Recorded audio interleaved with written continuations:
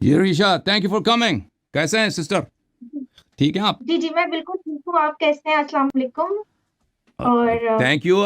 जी जी मेरा अल्लाह आपको सलामती दे। Thank you for coming. हम आपके लिए दुआगो हैं। तशरीफ आवरी का बड़ा बड़ा शुक्रिया, सो मच। जी जी, थैंक यू सो मच कि आपने मुझे मौका दिया कि मैं अपने चंद सवालात रख सकूं। मैंने आपने जी कुछ दिन कबल एक डिबेट करनी थी, लेकिन फिर आपने उस पर लाइव स्ट्रीम की थी कि जो इस्लाम में है कमसिन बच्चियों की शादी के हवाले से। जी जी उसको लेके मैं कुछ सवालात करना चाहती हूँ। मैं आपसे पूछना जी जी चाह रही थी कि अगर आपकी बेटी हो और उसकी उम्र 6 साल हो, तो क्या आप उसका निकाह पढ़ाएंगे और उसकी रुखसती करेंगे 9 साल की उम्र में किसी 55 साल के आदमी के साथ, 55 या 60 साल के आदमी के साथ?